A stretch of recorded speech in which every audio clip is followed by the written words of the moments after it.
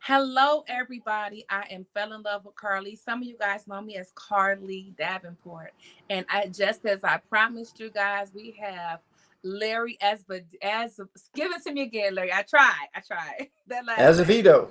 Azevedo There you live go. with us today. Candidate for presidency of the United States of America. I'm sorry, I'm kind of like I'm starstruck a little bit, so I'm over here a lot giddy. So, you guys, help me welcome Larry Azevedo to our platform, and thank you for joining me, Larry. Is Well, that you're a welcome. Thank you for having me. I'm glad oh to be no here. problem, no problem.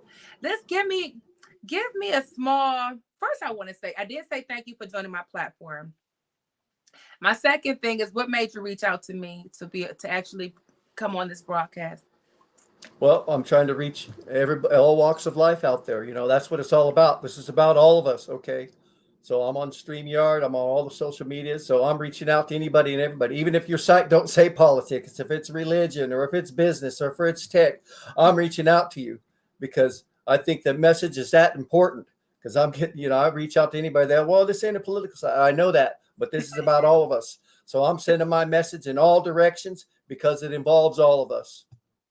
Yes, thank So, you. I see that you're a 49ers fan. Go 49ers. yeah, I'm here. I inherited them through marriage. That's actually my wife's team. I'm a NASCAR fan, but anyway, I got them through marriage. So, I support my wife. So I guess I have to support them, to a certain point. So there it is there. How long have you Absolutely. been married? 15 years. 15 years. Congratulations. Well, thank you. I do. I'm glad that you did reach out. And like, I'm not a political site. However, I'm a people site. And so I've had a lot of people reach out to me that are campaigning, whether it's for mayor, Congress, just a variety of people. So I welcome, um, I don't want to say politicians because of the name itself. Right. People that love people that are out here trying to be the change for our world Right. to my platform. So I thank you for reaching out to me Yeah. for this show. Can you tell me something special about who you are so that people can get to know you as a person and as a Right. president? Well, first and foremost, I'm not a politician. I'm a hard-working businessman. I come up very hard. I come from a single-parent home. My mama raised me. My dad cut out on me when I was 3 years old. She made her living going to local auction yards. She bought farm animals, cows, sheep, pig, goats, chickens. She brought them home for her and her boys to raise. It's me and my two brothers. That's right. We had to feed and take care of them 7 days a week and even fed them before school and after school. That's right. And then she put us through school. And as we went through school during the summertime, we'd go and milk cows, feed our animals at home. We would go milk cows for our uncles. Our uncles had dairies around here, large agriculture and dairy area we grew up in a small community. And anyway, finished school and then started working in the cotton gins around here. Started as yard man. Within 3 years, I worked all the way up to assistant ginner and head pressman. I was making and weighing cotton bales and assisting running the cotton gins for the farmers around here. And then I worked in the tomato season after that, and then went on unemployment for a few months. And I still wasn't busy enough. I was still young enough. I said, I want to further my education. So I went off to auto diesel technical trade school for 2 years. Went to Arizona, got my associate's degree in auto diesel technician. Came back. The animals were gone now.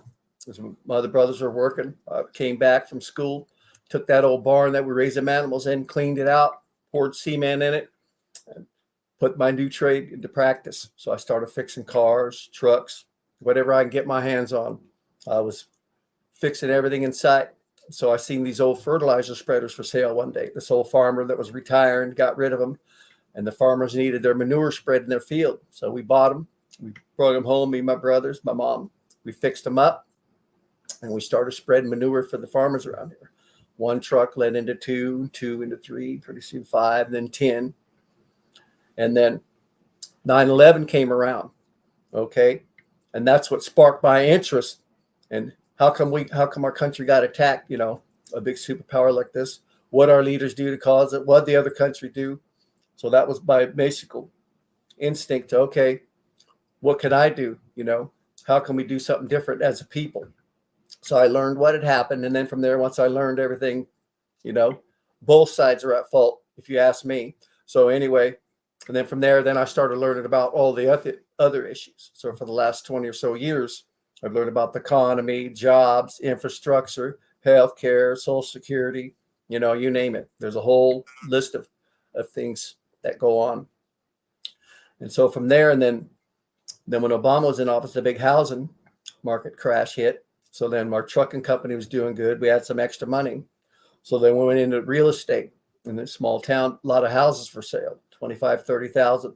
So we were buying them for cash, fixing them up. So then my brothers took over the trucks. I dove into the community. So I started meeting all these different ethnic backgrounds and all these farm laborers, all these minorities, all these people that work hard. They only get $50,000, $60,000 a year. And once you start to work with them, you become, even at the cotton gins earlier on in life, you become like family, your friends, your neighbors. You see each other at the store. You see each other on the weekends at the parks. So you really get to know the people and their problems. And so we rent cheap. We rent a couple $100 cheaper than everybody else too. That one, because they don't tear up the homes. They don't move in and out a lot, and they don't complain, and they pay their rent on time, and they like being there because everything else is so high. So we really work with the community.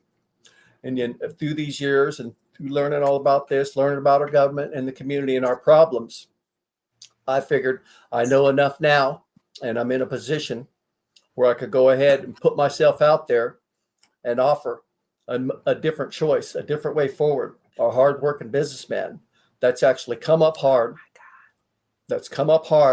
been through the troubles, been through the struggles, been through addictions, been through mental health issues, been from a single parent home. My mom struggled. She cried many nights, and her dad was out with other women and all that stuff. It was really tough. And, it was tough on us for doing what we had to do. And we made it. Okay. We wasn't born with no silver spoon in our mouths. We came up hard. We did it. And I believe that's the kind of leadership our country needs, because there's too many seats being handed to the next generation of politicians. We don't have term limits out there. Okay. And that is important because they don't understand how hard it is out here. For every generation that comes along, it gets harder and harder and harder. They're too favored in the corporate interests and the super elites. They don't work enough for the American people, and the American people are funding all their corruption in Washington. It's time to bring in a new leadership, and it's going to have to come from the outside. The current leadership and the other leadership, year in, year out, term in, term out, they're the same. They follow the same standards. They never do enough, whether it's a Republican or a Democrat. They never do enough for the American people. That's why we have all these problems. We're basically contributing to our own problems because of the way we run in our nation right now. They're simply not building enough jobs and enough infrastructure in our country. Years ago, we used to invest over 2% of our gross domestic sales into our country. We're bringing in over $26 $1 trillion in our country, a big superpower, and that's sad. We should be investing at least $2.5 trillion right here in America. You know where that money's going? Straight over to Beijing, China, and those terroristic countries. See, we're contributing to our problems. That's only added. They're taking away our jobs. They're taking away our ability to secure our independence. It's a threat to our national security. I'm not worried about the dishes and the lamps and all the other items that come from these big box stores. I'm worried about our medications. A majority of our medications are imported. Our electronics, our communications, and even our new renewable energy package.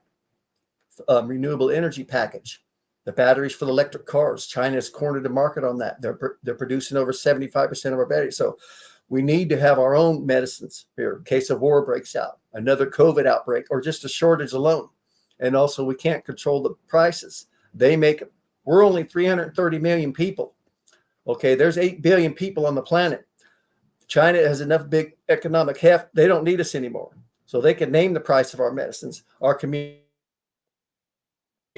That's poison. That's a national security threat. We need to focus more on making our own medicines, our own transportation, and our communications, so we can put our people to work, and immigrants. I'm all for immigration. Put them to work, and also control our medicines. Not only stockpiling, but the quality and quantity, and also our communications and our transportation, because we're going to be going big on electrical movements. Yeah, there's a lot to it.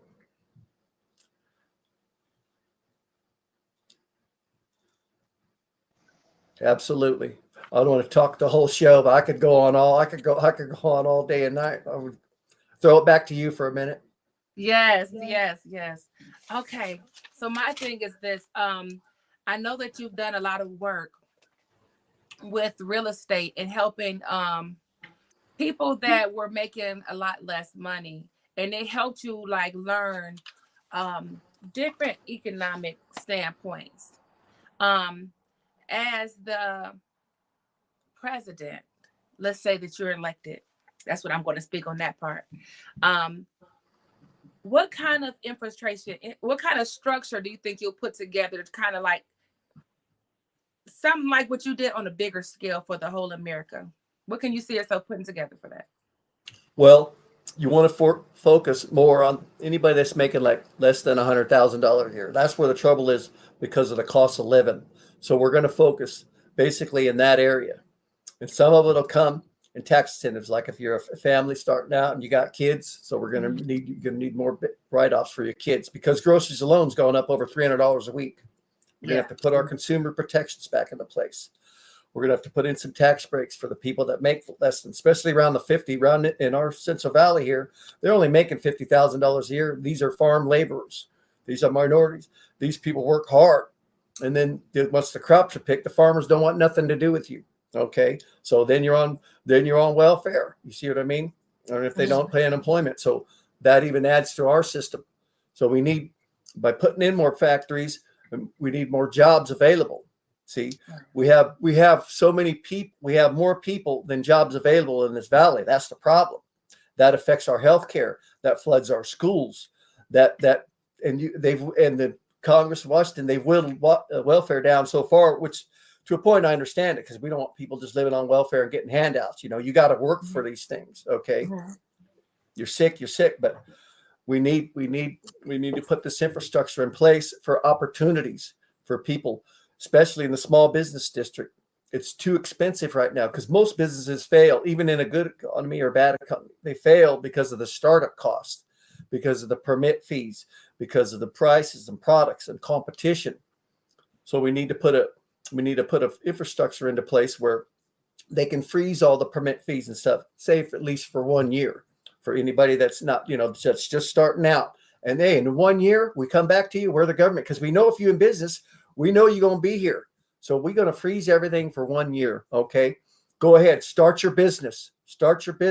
I want you to make money. I want you to compete with the big box stores, because that's what it takes. Absolutely. You got to create competition in order for them to bring their prices down, because we need competition. That's first and foremost. And then once you start making money, that's great. We want you to be in business. Then we'll come back a year. Then maybe if you need 2 years, you write to us, you show us what you did, how you're doing, how you're making progress, and start working with the people in the minority, the people that are making 50,000 or less a year, and start working with them and finding solutions forward. We want you to have a business. We want you to sustain and take care of your own families. We don't want you on welfare. Okay. We don't want you adding burdens to our society. So that's very important that we put these infrastructures in place to provide these opportunities going forward. Okay, I have a question for Mr. Al Bridges. I'm going to pop it up here so that you can see it as well. And he says, if you are elected, will you be willing to make significant changes to the IRS tax code to make taxes more, I can't even see it. you have your glasses with you, thank you. Yeah, to make taxes more equitable. Mm-hmm. For all For all more Americans. equal. Absolutely. The rich need to start paying. Okay. That's just as plain and simple. Absolutely. And that's what I talked about, people making that. They need to pay less. The people that the average work, the American workers are paying the majority of the taxes, and they're making less than 100,000 a year. We need to make it more fair. Like I talked about, more write-offs, and as an individual, if you don't have kids, I'm sure we can put together something there for you too.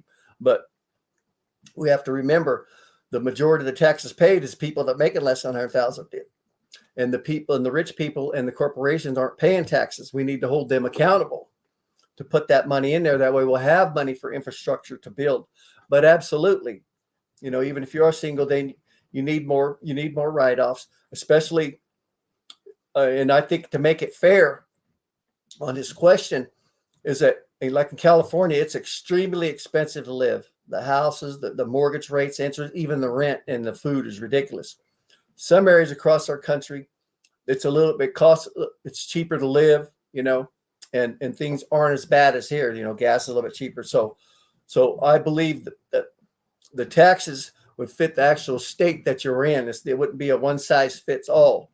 We'd have to okay, if you live in California, what's it going to take for you to pay your rent? You got a minimum wage job. Okay. Then you add that up, and then, okay, you calculate it. Okay, this is what rent is. This is what your car payment is. This is what your electricity, food, and it has to pan out. It has to pan out at the end of the day. That way you have a little bit of cushion left, or at least you're being able to make your bills. And that way you take the average person of, say, a minimum wage and what it costs to live, and you calculate that out. And then you adjust the taxes accordingly. That way they can make their rent, pay their way, and keep going forward. So it would be different across the nations. But yes, that would make it more equitable, and it would put it on the spot. That way you'd be able to pay your rent, pay your bills, and make it to the next month and keep going forward. You wouldn't fall into debt or have to go into reverse mortgage, and you wouldn't be losing like some people are now because everything's so high, or they'll fall behind on their mortgage. Okay, So absolutely. I like that answer. I thought Al had another question for you over there. Hey, bring it on. Oh, he will. He will. I'm fired up. Good. I'm ready. I like to be put under pressure. There's no question. I don't like my questions up front. A lot of people say, "Oh, I'm going to give you some questions," and then you send them back. I said, I don't like that. I want to be put under fire. I want to be put on the hot seat. I want you to throw something at me so fast and so hard. Try to knock me off this chair. Try to destabilize me. I've done this. I've studied. I've done my homework. I'm fired up. I'm tired of the corruption of Washington. I'm here for the people, my friends, my family. I love my country, and it's terrible what they're doing to it. It's shame. And look how they're doing. They need to lock old Trump up. When did you decide to run for public office, or is this your first attempt, or have you done it before? I know that's 3 different questions, but yeah. Well, I kind of flirted with the governors about 2018, and I started to get into it. I was going to take on old Gavin Newsom. He's a nuisance. Go Gavin Newsom. But anyway, as I entered into it, and it is a lot of work. It's dedication. There's no question. It's already learned what it needed to learn. But then I figured, I already know enough, and I was confident when I was doing. I said, I'm going to spend this time, spend this money. I said, you know what? I just said, forget about this governor. I said, why don't I just do the best good? I said, I'm in this weight, and I'm going to run for president, because it takes so much energy to run for governor, and you still have to basically know the same stuff that I already know. And said, I wasn't even going to waste my time with it. So I backed out of the governor's race 2018. I said, forget it. Saved up some more money, learned a lot more stuff, and then here we are. Okay, let's see. Mr. Al Bridges have another question for you. Let me lean in. Where's your focus? Domestic or foreign policy? Is that, I hate that certain letters say. Certain letters look the same without my glasses on. So. Okay, it says, what's your focus, domestic or foreign policy initiatives?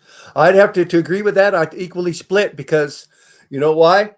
Because believe it or not, our foreign policies actually affect poverty right here at home because of global inequality. Okay, so we have to, when you talk about foreign policy, domestic, it actually affects our national security. And what I mean by that, We need to build more infrastructure here at home to be able to have more supplies and goods to trade with other countries. See, right now, Washington has favored a handful of foreign countries to do the most building, to supply the most jobs, to supply the most products. That's poison.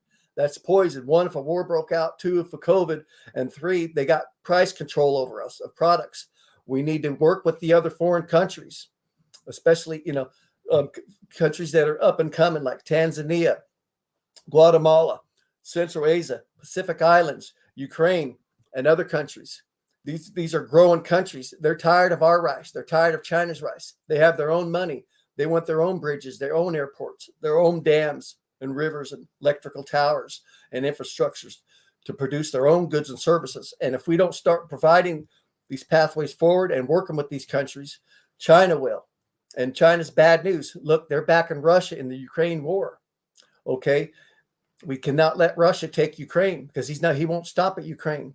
He'll want a piece of Poland. He'll want a piece of Pakistan. He'll want a piece of Baltic Sea.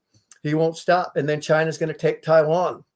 And we're going to go into World War III, especially if Trump gets in there. He's poisoned because Vladimir Putin funded his campaign. Okay. So when Trump takes over, guess what? He's going to cut the funding to Ukraine. Here comes World War III. You cannot let that man. He's demented. He's sick in the head.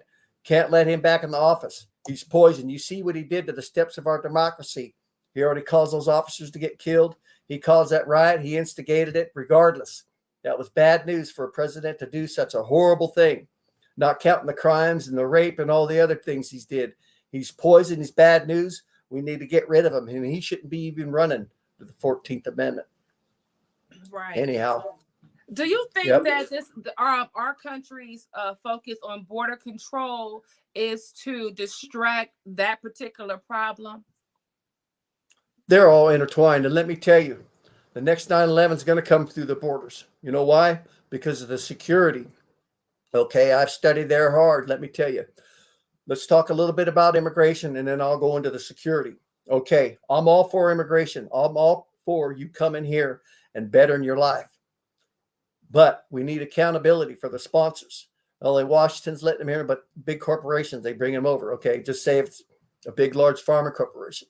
Say they need 1,000 people, to work for the crops this year because the other one's retired or they died or whatever.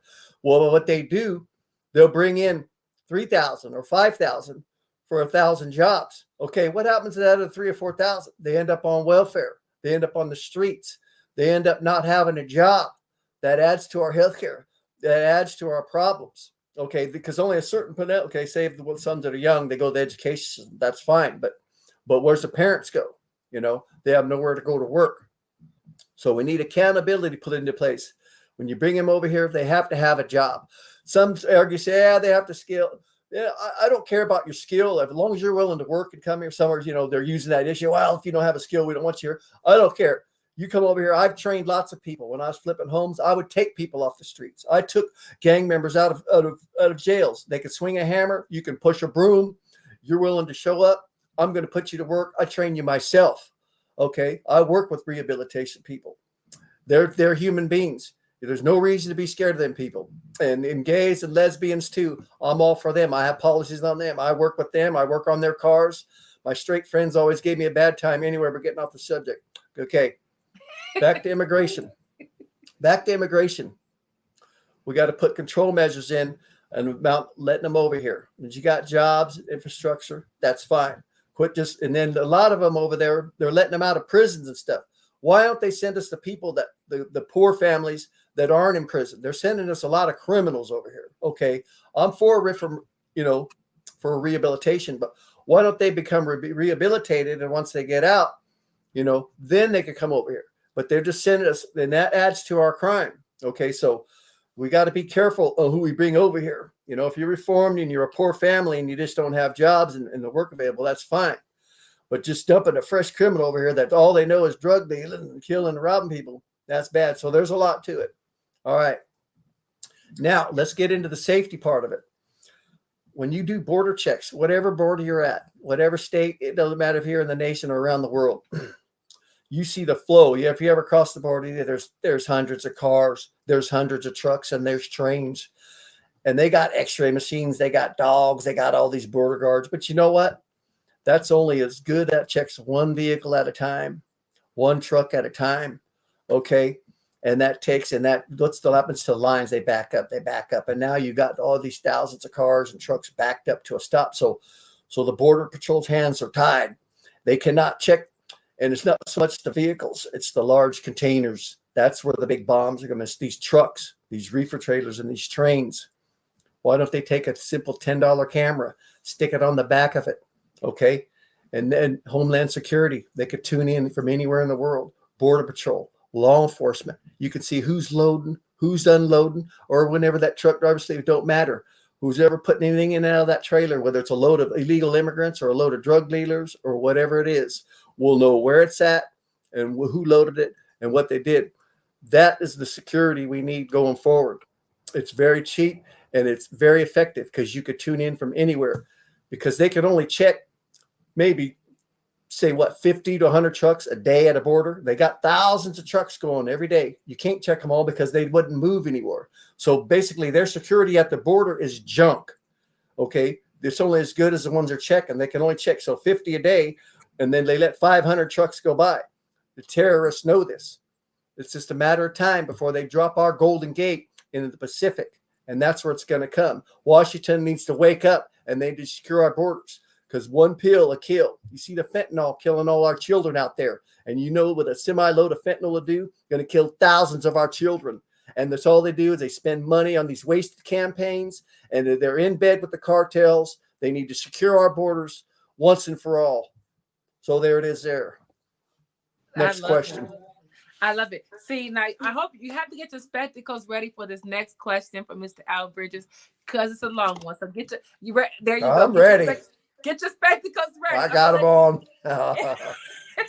Boy, it's getting tinier. What are they doing here? All right, go ready, ahead. set. Hold on. I'm gonna, because it's kind of lengthy, so I'm gonna let you have at this. Okay.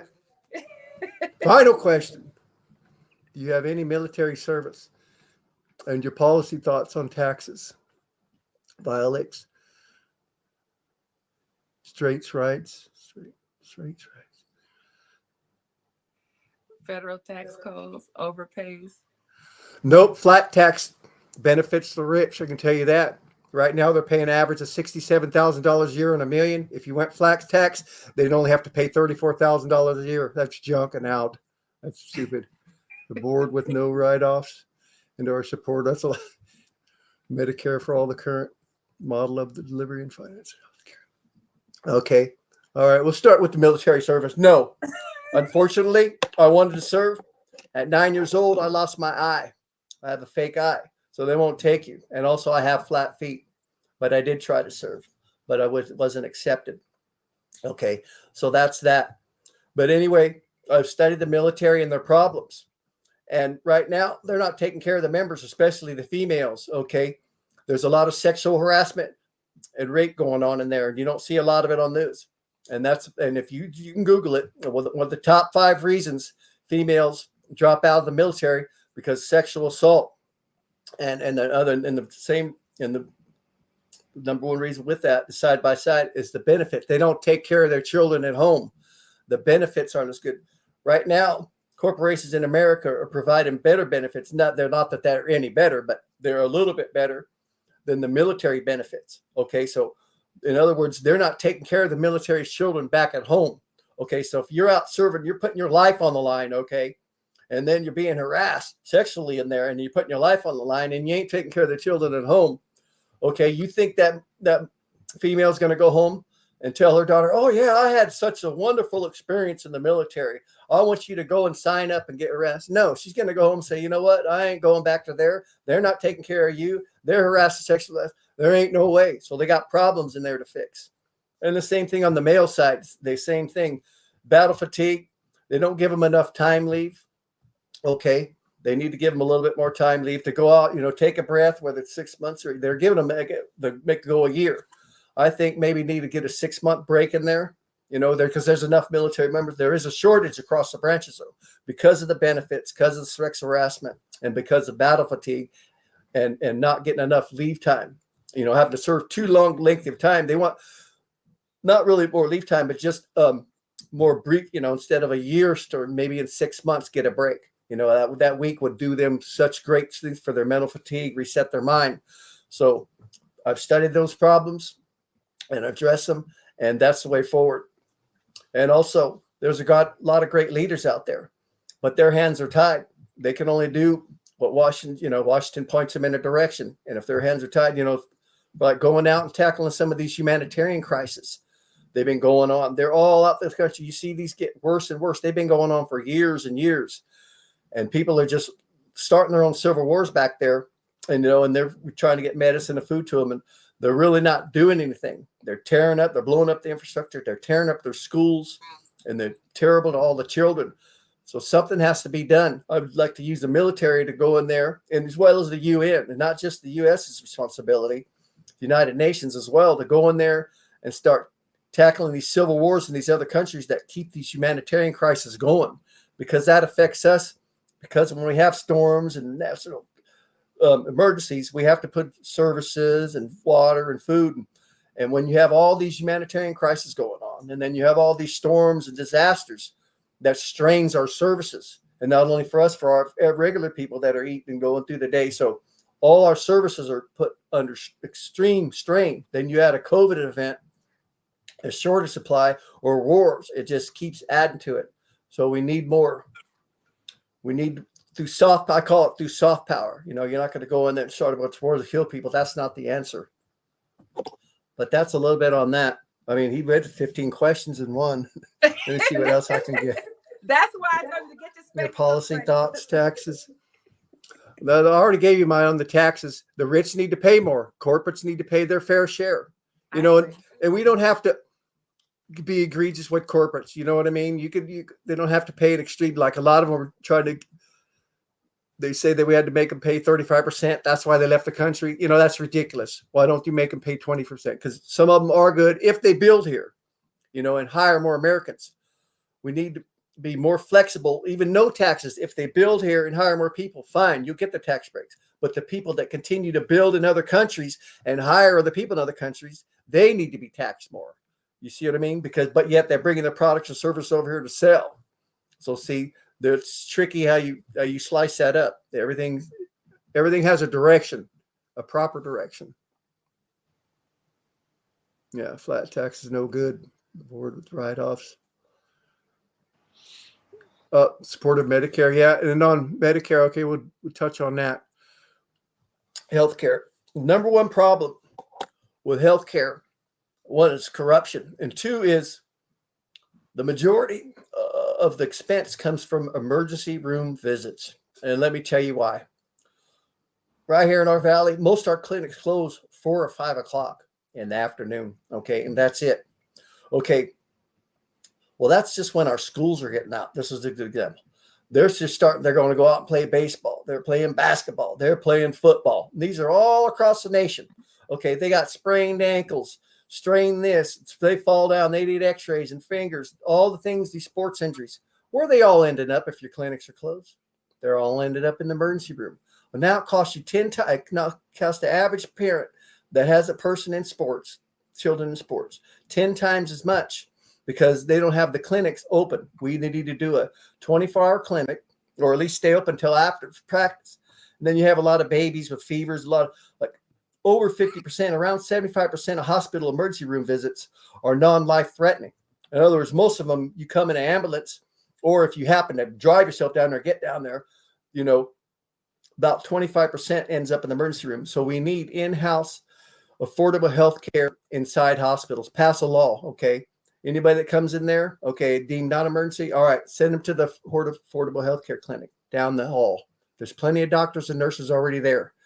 That's the number one call. We're spending hundreds of millions of dollars just because of these emergency room visits, because of the way Washington's got it set up. It's pure corruption, and that's harder on the people.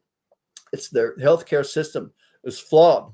And not only that, you extend the hours of our clinics, put affordable health care inside our hospitals, and not only that, a friend of mine hurt his wrist a while back, okay? Insurance wasn't that good, so he had to pay for his brace, okay? It was a cheap piece of piece of metal from China and a piece of Velcro. They wanted $300 for this brace. Okay. I didn't see over $20 worth of a piece of Velcro and a piece of metal. Okay. So they've corrupted on the crutches, the braces, and all the other medical devices. We got to increase the competition. Okay. And get the corruption out of it. It should have been, okay, I can see you make money. Charge them $50. It shouldn't have been $300. And that's just one good example. So if you're going to talk about Medicare and our health and financial services, you need to start at the heart of the problem. And that's the number one complaint. Healthcare is just costs too much. And the insurance are so whittled down the benefits, even if they're giving them, and even the co-pays are going up. And so we got to work on the co-pays and put the benefits, especially for the senior citizens and the people that are disabled and the people that are making less than $50,000 a year. So, while we're talking about healthcare, my question to you is, would you implement something about, I don't know if I should ask you about implement, or what are your thoughts on women's health? I noticed that a lot of women of color are concerned about the healthcare and the way they're treated when they go into the hospitals, whether it's to have a child. Most of the time is when they're having children. They're afraid that either their child is not going to make it, or they're going to pass away from neglect of care while they're there. What would you put in place for that? Yep, absolutely. I read about that, and that's a dirty shame. Did you know that one out of every three Black females have a chance of losing their child because of the way the healthcare system is set up? And that's terrible. Imagine a young mother or any mother going in there and having that thought in the back of your mind that, look, because of the way things are and because of Washington, that I might not only lose my life, but lose my baby's life. You need to I've created it. It's called the Minority Priority Program. Okay. They kind of screwed up on that last act that they did. It helped the last act they screwed up. It'll come to be a minute, but let me get back to the minority program. It's more on a local level. Okay. And it holds our local leaders, our local health officials accountable.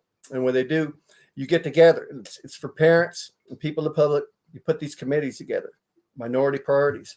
And what they do, it focuses on, okay, it looks at the statistics. Okay, how many Black women have came into this actual hospital, this community, and had labor issues? Okay, was it the delay of the nurse coming in, or did she wasn't given the proper medication? There's reasons. Okay, was she not given the proper medication when she came in, or the proper advice?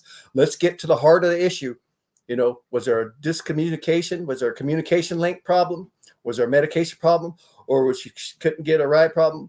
Was it a doctor's fault, nurse, or was it the patient's fault? Get to the heart of the solution, find out what these are, and move forward. So if you put these minority affirmative action, I knew it would come to me. Affirmative action, remember that? It was in the courts and the Supreme Court. They didn't set that up right. And what that did, that actually caused racism to spike because it favored some of the people that weren't really in poor. It was the minorities that actually had money or were in better condition or better place to do better. And it didn't help the poorer minorities. So that's what happened with the affirmative action. It ended up helping people, and it actually hurt the Black community. And even Black scholars wrote about it, that it didn't set it up right. And it actually hurt and caused racism because it helped people that really didn't need the help. So we need to make sure the help goes to the poorer communities. In other words, if you're making over $100,000 a year and you're doing good, you kind of could help yourself because, you're financially stable enough.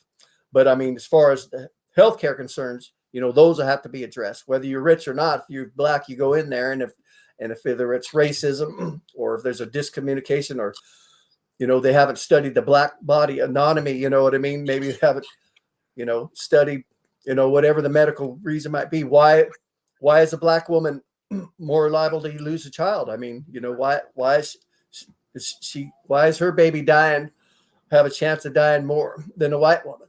We need to find out. I'm not a medical professional, but I told you, I pointed you in the direction. Let's find out what it is.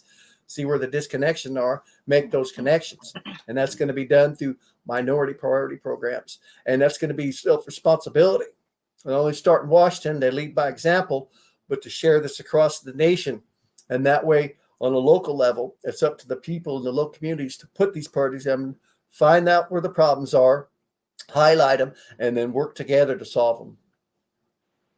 There's a documentary that I actually had the privilege of going to view at, at one of our I think it was Metro Health Hospital. They had a whole it was a beautiful gathering they put together. The documentary is called The Aftershock, and it's about infant and mother mortality, and it breaks down what's happening in our system that's causing mothers and children to die during childbirth. And if anybody out there, if you haven't watched it, you should, but get your Kleenex because it can be a little bit touching. A couple of fathers are in there talking about losing their wives. And if there's a system that they have set up in these hospitals that's coded for race, and if you're an African American woman or person, they check that box when you come in for labor and delivery. And if you're not, they check another box. And it gives you the percent of your child dying or you dying at birth. And so they automatically will tell us Black women that we automatically have to get a cesarean section when we walk in. It's happened to me as well, but I wouldn't do it. And so the way that they handle us is with a certain type of bias. So it's a systematic issue. And it's something that is so profound to me because I've seen a lot of people pass away this way, and I've been mishandled myself.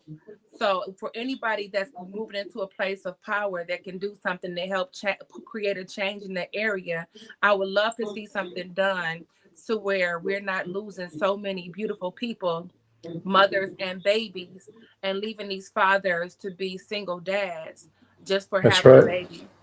So Absolutely. yeah. Well, I think I covered that's where it's at. More research. And then like I said, the reason you want to do communicating that way you can get a real idea. Okay, are these some of the same similar? We want to see if there's a pattern. Okay, if we get hands on, get this community involved. Let's start writing these things. Let's start looking at this, and then this community can share it with that community, and then you start a system. And that way, okay, is there any patterns here? Follow these patterns. Do our research. That's the only way it's going to happen. You could say do this and that, but actually need to focus on it.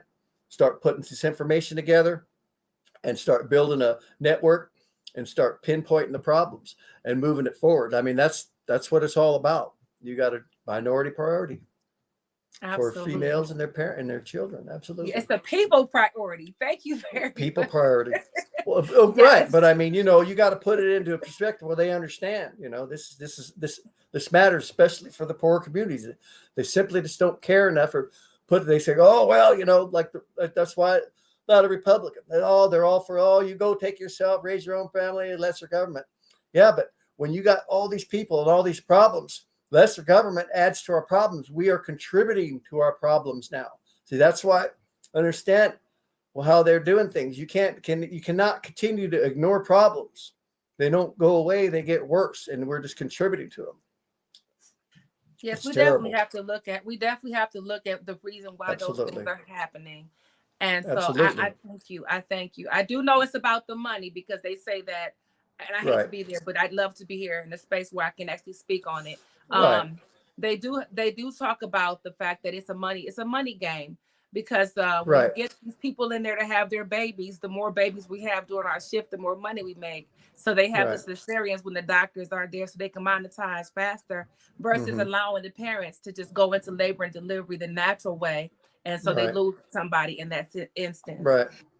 Okay. Well, it's the personal choice, though, right? I mean, the actual parent, don't you have a choice if they cut you open or you have it naturally? No, not always, because they sometimes will force it. They will Well, they will isn't try there to. other state you'd have to go like the abortion thing, have to jump to another state to have it naturally? Then, Well, probably. I don't know. you have to You know watch what I the mean? aftershock But because you'll see yeah, how far they've gone with their research and everything. And right. this is not, Then that's I've too had much. some personal Yeah. experiences with it where it's not Right. so, it's a little bit more of a cattle call. It's not like you actually have an opportunity to do what you want to do. They don't quite Well, listen they to may you. tell you So, that. The doctors might be oh yeah, saying yeah, that, yeah. oh, They will make well, it. Yes, but I mean, they, like you said, it might be a monetization thing, saying, okay, it's safer for you to have it's a C-section just to speed it up everything. They may be lying. You, that's why we need this research. You know what I mean? You maybe it's just maybe it's safer to have it naturally. They're just saying it to get you in and out of the hospital. So maybe they're tricking and lying to you. All right, let's C-section safer and more healthier, and you won't die. See what I mean? You, who knows, yes, right? It yes, could be because yes. if money involved, it's a possibility. And don't think corruption's not in our healthcare. It's all across in all Right, our policies. You better believe right. that. Exactly. Absolutely, absolutely. I love it. I love it. Do you what else? Absolutely. I do. I absolutely do. And I thank you for your openness and the way you were just willing to just dive in there. I didn't give you any questions to prepare. I usually don't. I like to just go with the flow and see what happens naturally. And this is a That's great right. show. I thank you for it. Is there any final words you'd like to give about your yeah, No, just period. go to my website, check it out. www.azevedoforpresident.com. Check it Yeah. out what I'm all about. You see where I went out and meet people, small businesses in the communities, shaking hands, talking about problems, and then goes on to go to the speeches section. I wrote my own policies. It took me over 20 years to do that. And it took me over months just to write them, but it took over 20 years studying the government to learn it. So I wrote them personally. It took me months to write them. Take you over an hour just to read them all. There's 20. And you go to the speeches section. There's 130 YouTube videos on all the different problems. You can watch the videos, scroll past the videos, and then you'll see them. They're all numbered. And you can read them and you can see my direction and views I'd like to go in and some of the fixes that are going to apply to each policy and go from there and just check it out. And then there's a donation on the back. And if you don't have money to donate, that's okay. I'm taking volunteers. You want to volunteer on the website, just hit me up. I got all my social medias, Azevedo for president. Hit me up. Say you want to volunteer. I'll put you on the media side. I'll put you doing something, reaching out into your community. Let's work together. I'm reaching out to local news agencies, the big CNN and CSNBC. I hit all my local news agencies over here in the Valley. It's all about reaching out, spreading the word, trying to get into celebrities. Been reaching out to a couple of them. It's hard to get a hold of them, but I need a couple of big donors. That way, I'm at a point where I need more media attention on a global scale. So that takes lots of dollars. So doing these interviews so they could meet somebody, spread the word. It's all about spreading your message, getting out there. It's just a big fight, fight for our way of life, move it forward. But, and it's not what's made in America. It's what's missing in America. And right now we're missing an administration with a legislative agenda that's focused on our values and interests, fixing our problems and moving us forward as a nation and its people. There I it is love there. it. I love it. Thank you for that. Final words I would love for you to give our people that are watching the broadcast some words of encouragement from you to their ears. You're running for presidency, but just what can you give them? Just words to live by. Some words of encouragement. Love your family. You know what I mean? There's going to be problems. Stay together, stay married, you know, for your sake, for the children's sake. Try. I know it's hard. Try. You're better off together. And if you separate, think of the children, be friends, try to stay, community. We need more of that. We don't have enough connection when it matters. Try to put our differences aside at the end of the day and think about our youth and think about moving forward as together and think about working together, whether you're Republican or Democrat. Try to look towards the middle. Like I said, put some of our differences aside, get towards the middle. Let's start working together a little more. And let's not let the little things bother us so much. And any little big things, we could tackle them together and fix it and find some resolve and move forward. And it's important to vote. It's very important to vote. A lot of people don't. And do your research on the candidates.